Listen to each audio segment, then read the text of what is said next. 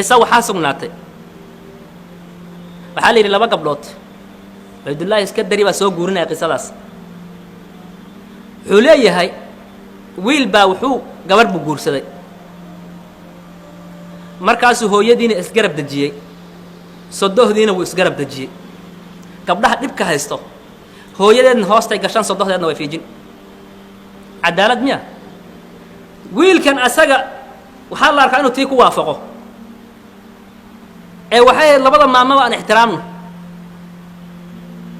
labadii hooyo labada dhinac iska kala dajiyay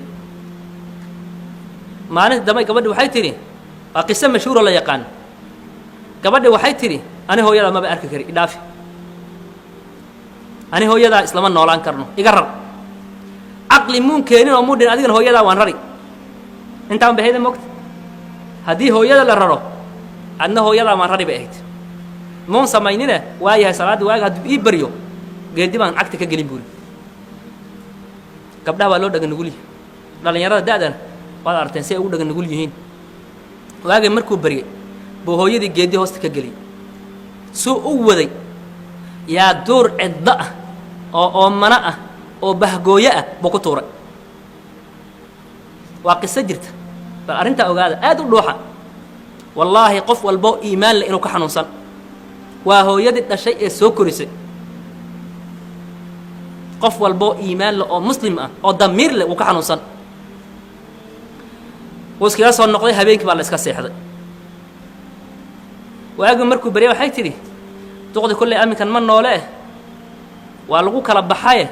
bal soo fiiri ninkan asaga la gagadisanayo awa damiirkiisa aw waa kacay bal xuur hooyada ka wardoonti maamadii markuu gabalku u dhacay yaa xalay wax alla wixii cidood ahayd duurka ku noolada dhan ba soo sawday soo qeyli waraabihi libaahi ila meeshu waa meel duur cidla wax jooga malaha markaas waxa la wala hadlo waxa la yiri maxaad u malaynaysaa waxan soo sawdaynay soo qaylinayo maxaad u malaynaysaa waxay tiri waxaan u malayn xoolo ilaahay igu tala galay inuu yahay ilaan malaha rabbiga aad ka malaysanayso baad leed mar walba ilaahay mala fiican baa laga malaystaa mala xun mar kasta ilaahay ka malaysan waxa la yiri ilaahay wuxuu uga dhigay geel iyo lo iyo ari wax walba ilaahay waa haysiin karaa hadda wiilkii waagi u bariyay wuxuu yiri maamadii kulay waa lagu kala baxay aad bal soo fiirisid maydkeedi wuxuu maamadii xoolo meel ay kala dhigtaa bala dadkana xoolaha waa lagu jecel adduunka qofka ugu raayi xun ugu liita hadii ilaahay xoolo siiyo ummadoo dhan baa iskaga tawasuli iska daba istaagi ninkii xoolihii markuu arkay duqdi waxaa ka galay hawa maamadii waaba taajiradba waa isa soo laabo gabadhii madaxuu yiri hooyada way naga raysatay xoolo meel ay kala dhigtay bala adahay hunguri wala jecel som nin walba hunguri waa jecel waxay tiri aniga hooyaday rar saaka hooyaday rar say xoolo u soo hesho geedi hoosta ka gali duur cidla meeshii meel u qaabilkeeda aadi ila xoolo wala jecel yahay moogta maamadii baa geedi hoosta laga gali ila meeshii xoolo lagu sheegay bil moogta meel kale oo duur ah oo yiri waa meesha ugu waraaba badan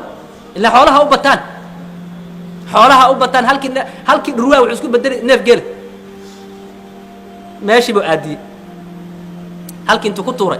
جاي مال قبل واحد ما أنت إني أنا البريقة كنت أجريسها قبل كي مركو دعي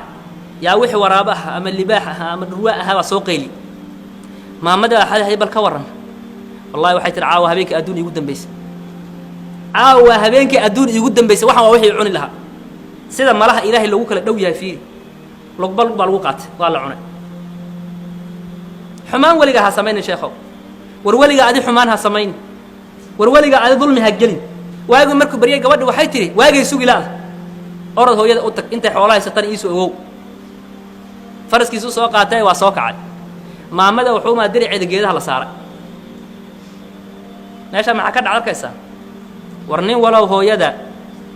si ciyaara ha waxad gudbin nin walaw hooyada si ciyaara ha waxad gudbin hooyaday rar maxay anigana hooyada aan haysto qofka waxa yeelay asaga see intee u socda aakhir rajo kama qaba miya waxyaalaha la yaab kale kamid tahay waxyaalaha la yaab kale ayay kamid tahay marka waxaa loo baahan yahay dadka muslimiinta ah waalidkooda inay u baari sameeyaan waddadii loogu talagalayna inay ugu baari sameeyaan